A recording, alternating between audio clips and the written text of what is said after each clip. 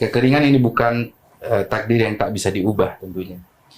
Tapi ini tantangan yang bisa kita atasi bisa kalau dilakukan secara kompak, dilakukan secara bersama-sama. Pemerintah, masyarakat, dan generasi muda harus satu visi misi, menjaga air, menata lingkungan, dan menyiapkan solusi jangka panjang. Madura bisa lebih tangguh menghadapi kemarau kalau kita mulai dari sekarang. Tetes demi tetes, kita jaga masa depan.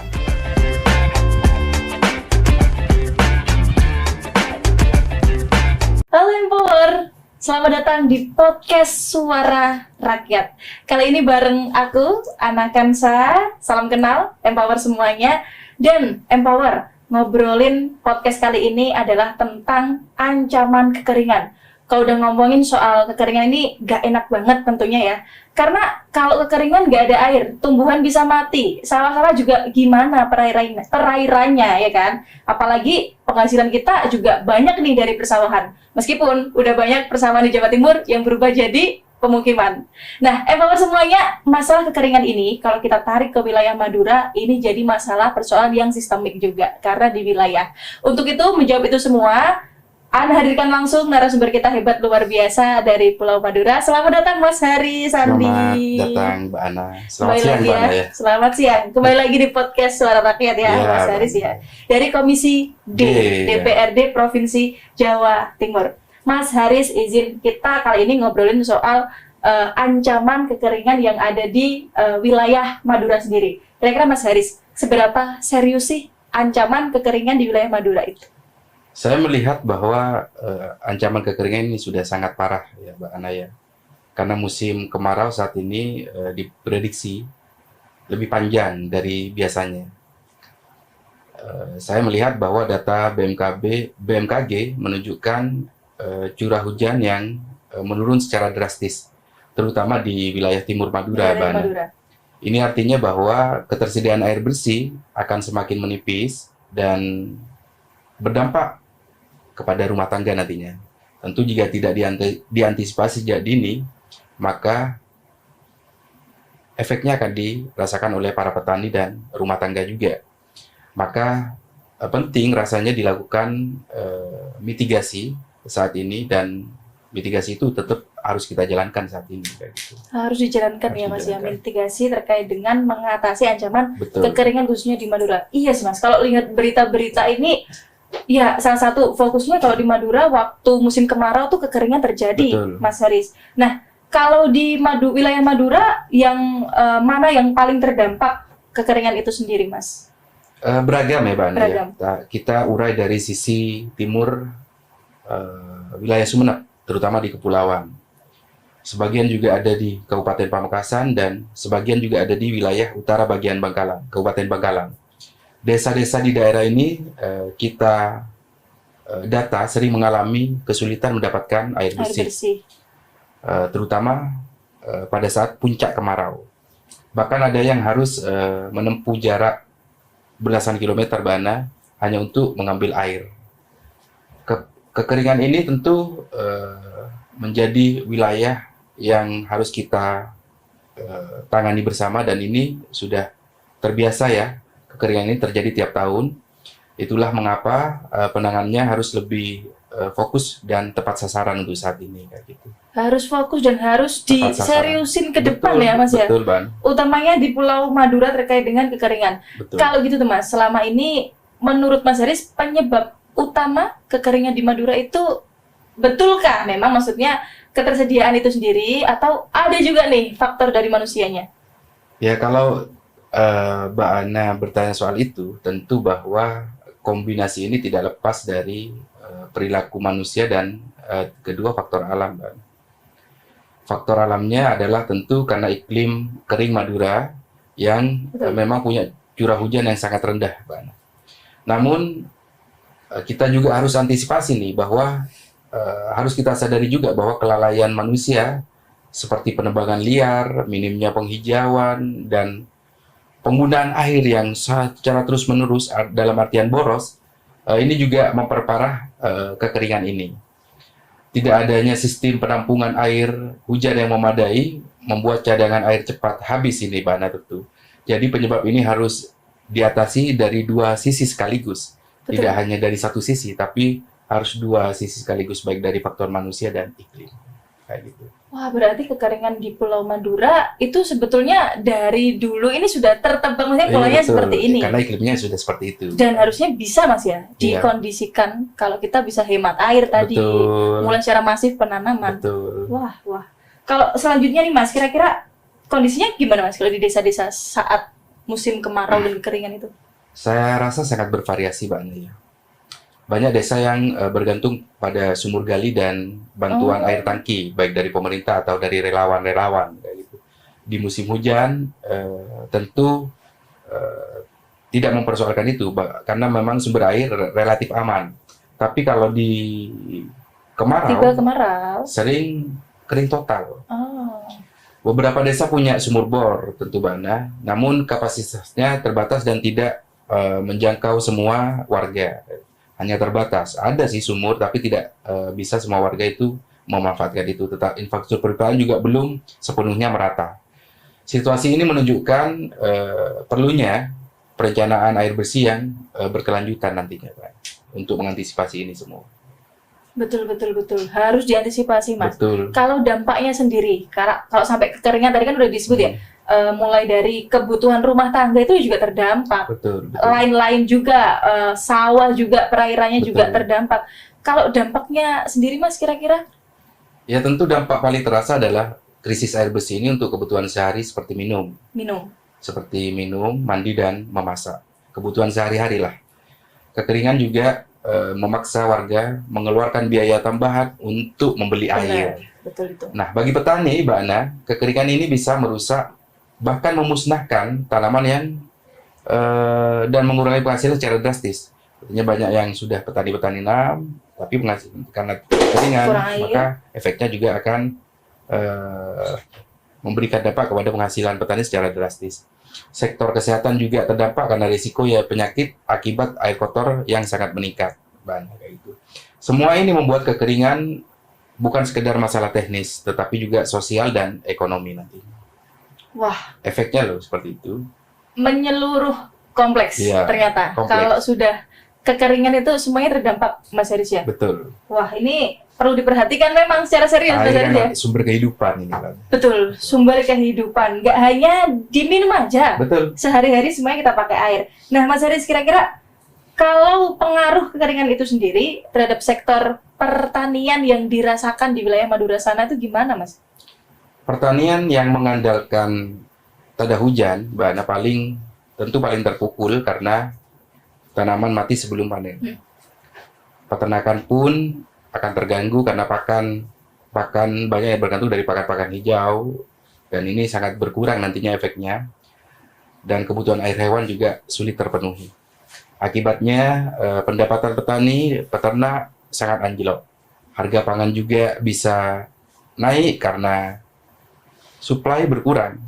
Tentu kekeringan benar-benar mengganggu sebenarnya pada rantai produksi dari hulu sampai ke hilir. Sampai ke hilir. Betul, ya. Kalau tadi perairan persawahan mengandalkan pada hujan. Berarti selama ini di Madura untuk perairan persawahan itu optimalisasinya ya dari Betul. hujan dulu ya. Iya, betul. Bisa ya. Betul. Apalagi kalau kekeringan. Betul. Nah, itu Semakin makin sulit. dirasakan, makin sulit itu Mas Haris.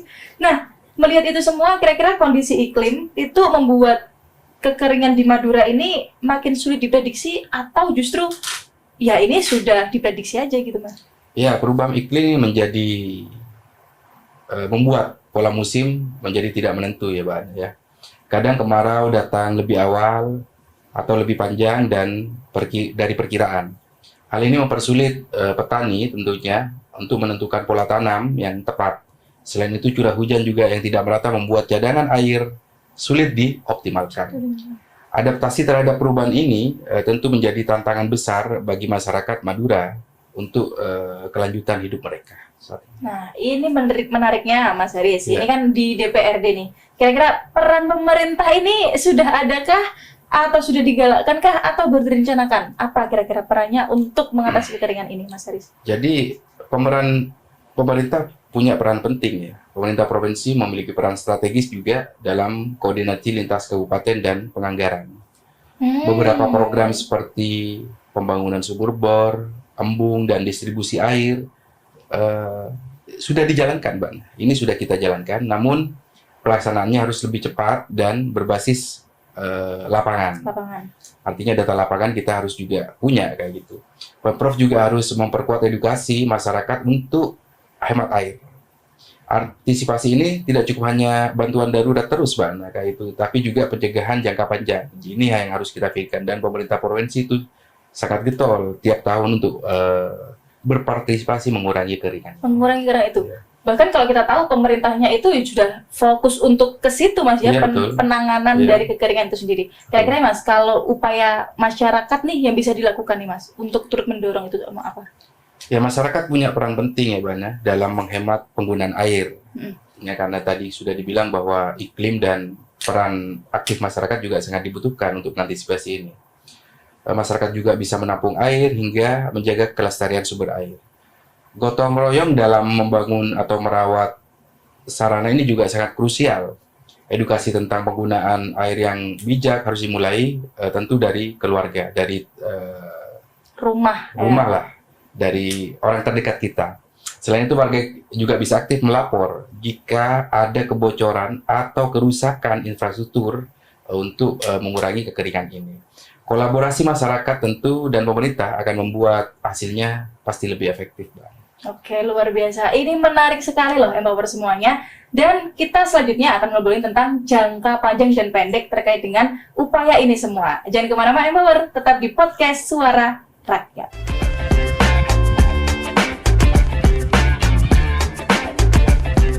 Halo Empower, kembali lagi di podcast Suara Rakyat. Kalau sebelumnya nih sama Mas Haris kita udah ngobrolin tentang nggak hanya peran pemerintah, tapi Mas Haris udah kasih tahu juga tentang peran masyarakat di situ, keterlibatannya di situ, mulai dari berangkat dari rumah atau keluarga kecil, orang terdekat sendiri untuk menjaga ya Mas Haris ya, menjaga penggunaan air itu bisa dihemat gitu ya. Nah, kira-kira Mas Haris, adakah strategi jangka pendek dulu nih mungkin yang bisa dilakukan saat kekeringan itu mulai kita rasakan? Iya, tentu langkah cepatnya adalah bagaimana kita bisa memastikan distribusi air bersih ini yang nantinya melalui tangki bisa tersebar ke desa-desa terdampak. Selain itu, bagaimana kita juga bisa memaksimalkan sumur bor yang ada untuk memperbaiki fasilitas yang rusak. Pemerintah bisa bekerja sama dengan swasta, LSM untuk suplai air darurat. Edukasi hemat air juga bisa digencarkan pada saat ini, dan semua pihak saya rasa harus terlibat, bukan hanya pemerintah. Dan ini yang penting kita lakukan saat ini. Oh, justru waktu kekeringan itu, ini menariknya peran sumur, apa tadi Mas?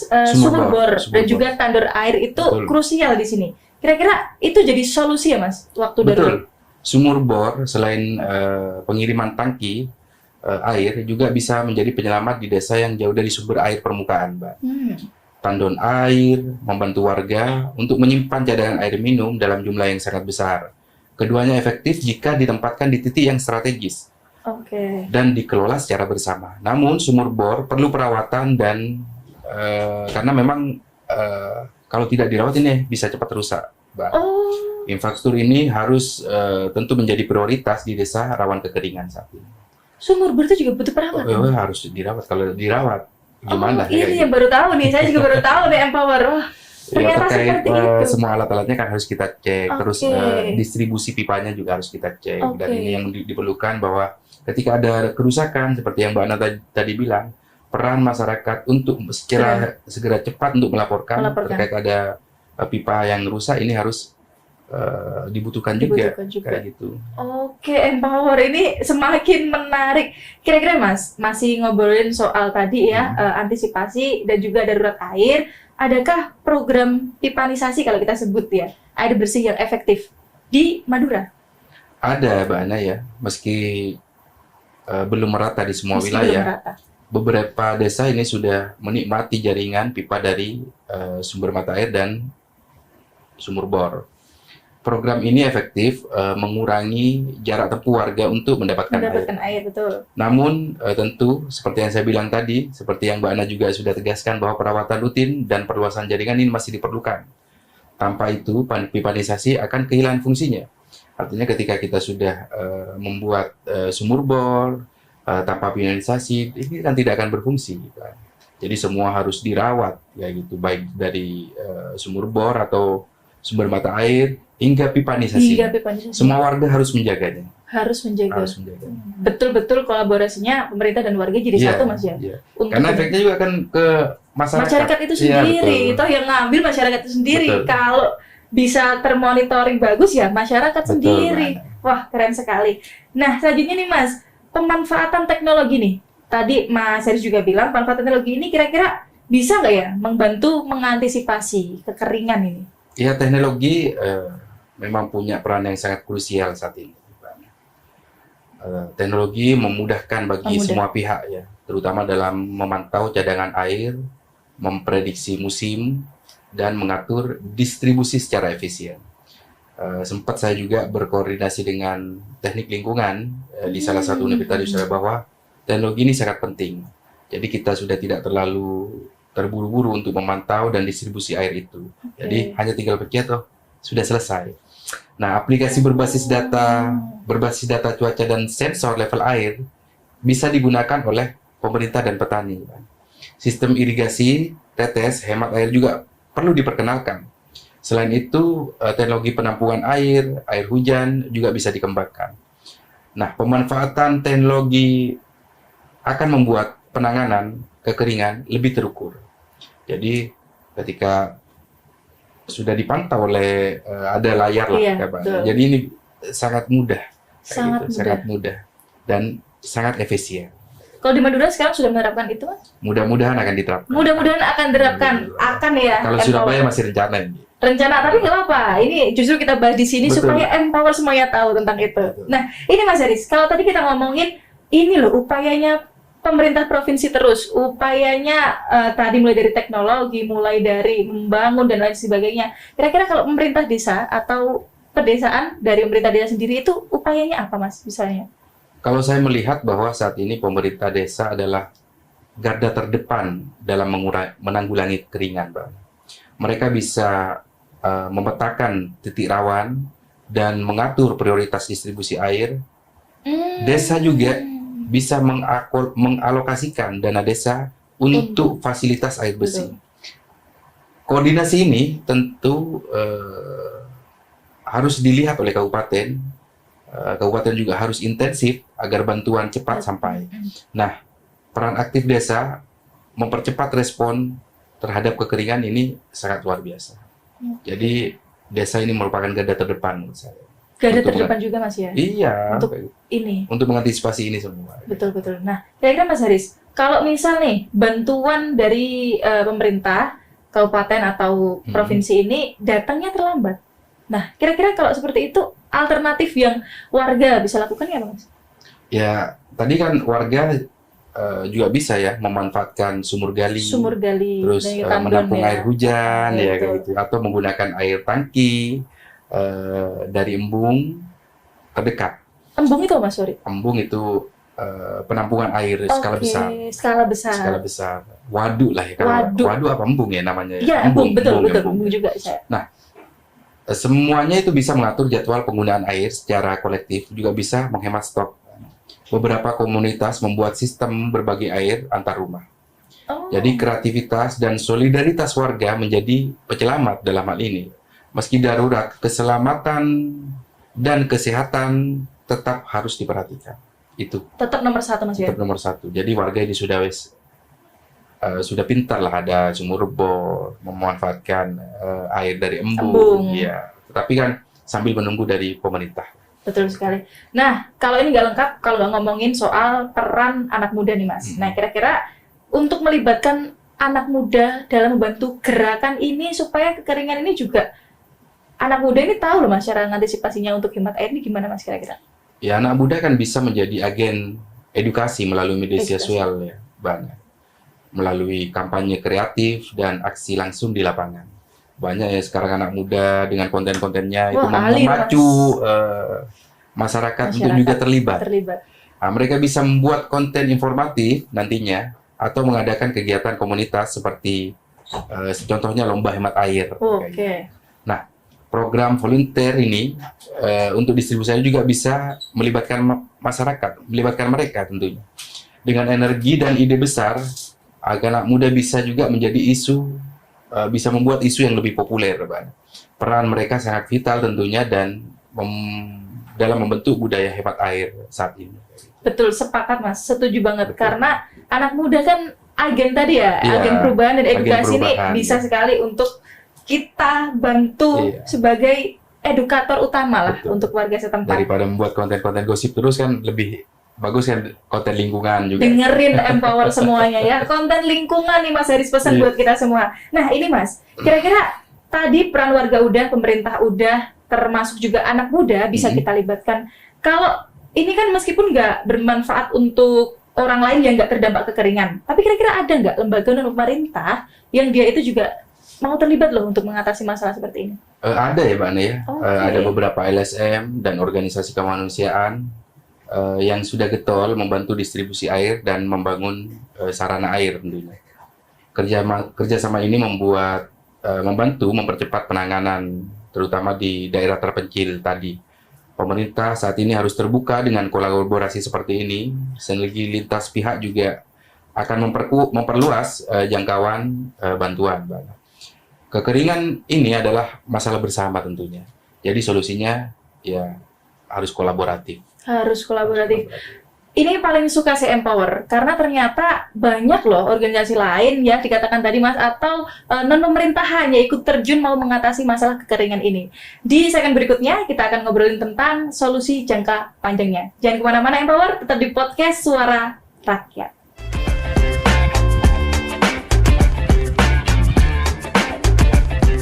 Halo Empower, kembali lagi di podcast Suara Rakyat. Masih ngobrolin soal kekeringan, menarik sekali tadi yang sudah kita obrolin sama Mas Haris ya.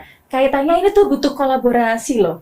Karena tentu nggak hanya warga, nggak hanya pemerintah, tapi semuanya itu harus turun untuk memperhatikan masalah terkait dengan kekeringan ini. Nah, kira-kira Mas Haris, adakah solusi jangka panjang kira-kira yang paling realistis untuk kekeringan di Madura ini?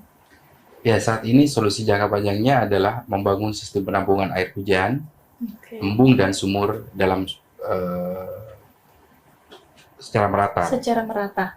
Program penghijauan juga harus masif Bana untuk menjaga kelembapan tanah. Edukasi hemat air harus juga jadi bagian dari budaya lokal saat ini. Semua ini butuh rencana yang sangat terpadu dan dukungan lintas sektor.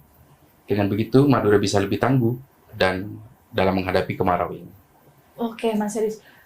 Embung dan juga tadi itu justru jadi ini ya, bisa jadi solusi jangka panjangnya. Kalau memang bisa sama-sama digencarkan, warga juga paham untuk urgensi itu loh. Seperti itu.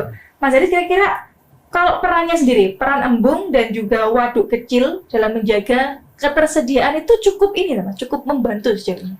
Iya, embung dan waduk kecil ini kan berfungsi menampung air hujan, Mbak. Menampung air hujan saat musim hujan untuk digunakan di musim kemarau. Nah, fasilitas ini terbilang sangat efektif di daerah dengan curah hujan yang musiman seperti di Madura. Selain itu, untuk air bersih, embung juga bisa mendukung irigasi pertanian. Artinya perawatannya relatif mudah dan biayanya juga tidak begitu besar, Bana, dan pemerintah harus memperbanyak pembangunan fasilitas ini untuk saat ini. Oke, justru bisa dipakai juga untuk pertanian. Iya, betul. Kalau di wilayah Madura, wah ini cukup solusi juga untuk jangka panjangnya, Mas Haris ya. Nah, kalau tadi soal embung. Nah, selanjutnya nih, kalau tadi Mas Haris juga sempat bilang penghijauan atau penanaman itu juga harus digalakkan secara masif. Betul. Nah, seberapa efektif penghijauan atau penanaman kembali itu mengurangi resiko kekeringan saat ini, Mas? Ya kan, kalau kita artikan ya, atau kita pahami bersama bahwa penghijauan itu secara naturalnya bisa digugakan atau bisa diartikan untuk membantu menyerap dan menyimpan air di dalam tanah. Itu dalam arti yang sangat umum kita nih ya, Mas. Dan tentu pohon juga mengurangi penguapan air dan memperbaiki kualitas lingkungan. Di Madura, penghijauan bisa dilakukan dengan tanaman keras yang tahan kering. Oke. Ini juga bermanfaat untuk mengurangi erosi dan menjaga kesuburan tanah. Jadi penghijauan adalah tentu investasi ekologis yang sangat penting saat ini. Contoh Mas tanamannya masih belum tahu saya Mas. Apa ya tanamannya ya? Tanaman khas yang di Madura ini. Ya, apa kalau pohon asam? Oh asam ya? Pohon asam jangan Iya banyak juga ya banyak juga di pinggir jalanan jalan ini ya, ya. ada Itu semua. rata-rata pohonnya yang besar-besar Betul, asam itu. betul. Oh oke, itu harus masif juga digalakan Iya, Mas betul. ya. Luar biasa. Selanjutnya nih Mas, kira-kira gimana mendorong pola tanam itu adaptif terhadap musim kemarau? Ya tentu petani memang harus diarahkan pada tanaman yang lebih tahan kering seperti sorghum, kacang tanah atau ubi, ya kan? Sistem irigasi hemat air juga bisa diperkenalkan dan pemerintah bisa memberikan pelatihan dan secara intensif untuk petani yang mau beralih pola tanam. Nah, adaptasi ini tentu akan mengurangi risiko gagal panen, Mbak Ana. Dan pola tanam yang adaptif adalah kunci bertahan di tengah iklim yang berubah. Berubah. Betul. Itu sih kalau warganya juga mau ya, Betul. mau menerapkan pola tanam yang tadi Iya. saran ya, sesuai dengan saran untuk menghadapi kekeringan. Nah ini kita mau bahas sedikit Mas Hari soal ketersediaan dana. Kira-kira dana aspirasi itu bisa digunakan nggak Mas untuk infrastruktur air bersih? Sangat bisa ya, Mbak. Sangat bisa. Sangat bisa. Dan itu menjadi salah satu prioritas saya di DPRD, Oh, bahwa dana aspirasi dapat digunakan untuk membangun sumur bor, tandon air, atau jaringan perpipaan yang lebih luas. lebih luas lagi. Proyek seperti ini tentu harus didasarkan pada kebutuhan warga. Artinya kita by data, mana data-data yang desa-desa yang butuh pipanisasi untuk kita aliri juga dari sumber mata air. Dengan pengawasan yang baik nantinya hasilnya tentu akan bisa dirasakan langsung oleh masyarakat. Air bersih saat ini merupakan kebutuhan yang harus dipenuhi. Jadi ini memang menjadi tanggung jawab saya juga tentunya untuk bagaimana kita bisa meminimalisir kekeringan yang ada di desa-desa ini. Betul, sepakat dengan Mas Heri sekali ini. Nah, itu menarik Mas. Kira-kira memastikannya itu supaya tadi yang dipilih tadi loh Mas, maksudnya pendistribusiannya tepat sasaran ke warga. Nah, itu memastikan itu tepat sasaran ke warga itu gimana Mas? Ya perlu pemetaan yang akurat, Bang, dan partisipasi masyarakat dalam perencanaan. Balik lagi ya bahwa masyarakat ini menjadi garda terdepan juga sekarang selain pemerintah. Data lapangan harus jadi acuan utama, bukan asumsi, tapi benar-benar real bahwa ini benar-benar membutuhkan. Nah, proyek harus dipantau dan dievaluasi secara berkala. Transparansi anggaran juga penting, Mbak Ana, agar masyarakat tahu progresnya sampai kemana, sampai di mana, sampai kemana, kayak gitu. Dengan begitu, program ini akan tepat guna dan tentu tepat manfaat. Kayak gitu. Sepakat dengan Mas Hari sejauh ini. Nah, ini Mas Hari yang paling menarik. Kita kembali lagi ke tadi anak muda. Ini anak muda supaya lebih peka lagi nih dengan isu lingkungan dan juga isu air ini. Kira-kira gimana Mas Hari? Adakah saran untuk kita? Ya, saya rasa perlu berpikir ya semuanya bahwa jangan menunggu adanya korban baru peduli. Mulailah dari langkah kecil agar seperti hemat air, ikut gerakan lingkungan, atau kampanye di media sosial. Generasi muda punya kekuatan untuk mengubah pola pikir masyarakat saat ini. Isu air ini karena bukan hanya soal sekarang, tapi juga untuk masa depan, Mbak. Kita juga hari ini, kita selamatkan esok hari, kayak gitu. Luar biasa. Sekarang kalau menurut Mas Heri sendiri, kira-kira isu atau masalah terkait dengan kekeringan air ini lebih soal sumber dayanya kah? Atau justru manajemennya, Mas? Saya kalau melihat secara pribadi ya ini pada manajemen sumber daya yang belum optimal. Oke. Air sebenarnya ada, Bana, tapi belum dikelola secara baik dan didistribusikan dengan baik. Baik. Infrastruktur terbatas membuat air memang tidak sampai kepada yang membutuhkan. Kalau manajemen baik, potensi air bisa dimaksimalkan. Jadi pembenahan sistem adalah langkah utama saat ini. Luar biasa Mas. Nah selanjutnya nih, kalau harus memilih satu langkah penting, kira-kira apa yang bisa dilakukan sekarang itu Mas? saya ini ya, membangun penampungan air hujan di desa. Wow. Ini langkah cepat, murah, dan manfaatnya langsung terasa. Realistis juga ini, Mas. Realistis juga. Air hujan yang tertampung juga bisa digunakan untuk kebutuhan rumah tangga dan irigasi. Dengan cadangan ini, masyarakat tidak perlu tergantung pada pasokan luar tentunya. Ini bisa juga jadi benteng pertama saat kemarau datang. Baik, luar biasa sekali Mas Haris. Nah, ini terakhir Mas Haris, kira-kira gimana Empower ini bisa bergerak untuk menangani atau ikut turun langsung juga terkait dengan kekeringan ini, Mas Haris? Jadi, Empower ya, kekeringan ini bukan takdir yang tak bisa diubah tentunya. Tapi ini tantangan yang bisa kita atasi bisa kalau dilakukan secara kompak, dilakukan secara bersama-sama. Pemerintah, masyarakat, dan generasi muda harus satu visi misi, menjaga air, menata lingkungan, dan menyiapkan solusi jangka panjang. Madura bisa lebih tangguh menghadapi kemarau kalau kita mulai dari sekarang. Status demi status, kita jaga masa depan. Betul.